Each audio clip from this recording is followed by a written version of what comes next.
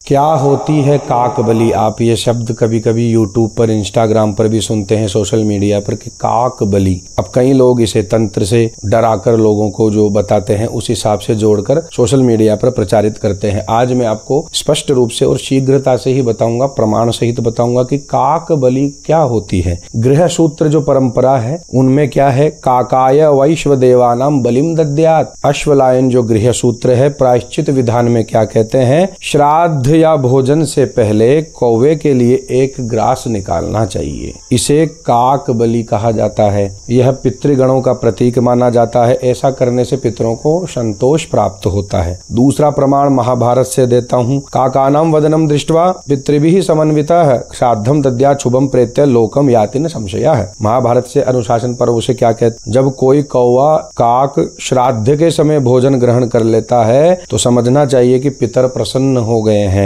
श्राद्ध फलदायक होता है और श्राद्ध कर्ता को शुभ लोक की प्राप्ति भी होती है। दूसरा प्रमाण मैंने आपको बताया। अब गरुड़ पुराण में क्या कहते हैं, गरुड़ पुराण का नाम सभी जानते हैं। काकः पितृरूपेण हि तर्पणम गृह्णान्ति शुद्धधीः तेन तुष्टा पितरस्युः सर्वल स्वर्ग लोके निवासितः। गरुड़ पुराण में प्रेत खंड में क्या कहते हैं कि कौवा पितरों का रूप लेकर तर्पण स्वीकार करता है। यदि कौवा तर्पण या श्राद्ध का अन्न स्वीकार करता है तो यह मानना चाहिए कि पितृ स्वर्ग में या पितृलोक में संतुष्ट रहते हैं। काक बलि कोई भी भूत प्रेतों से नहीं जुड़ी हुई है। काक बलि कोई तंत्र से नहीं जुड़ी हुई है। काक बलि का अर्थ है काक के लिए, कौवे के लिए उसके मन पसंद व्यंजन जो वो खाता है, भक्षण करता है, वह भी सात्विक रूप से आप उन्हें पितरों की प्रसन्नता के लिए जो प्रदान करते हैं उसे काक बलि कहा जाता है। इसलिए भ्रम में ना पड़े, शास्त्रों के मार्ग से ही चले। जहाँ शास्त्र का उदाहरण दिया जाता है, श्लोक आपको बताया जाता है, प्रमाण बताया जाता है, वहीं पर आप रुकें, उन्हीं वीडियो को आप धारण करें, देखें। वही धर्म है, वही कर्तव्य है, वही कर्म है। आप चैनल को सब्सक्राइब भी कर सकते हैं, फॉलो भी कर सकते हैं, आपकी इच्छा है। यदि आप भविष्य में इस प्रकार की जानकारी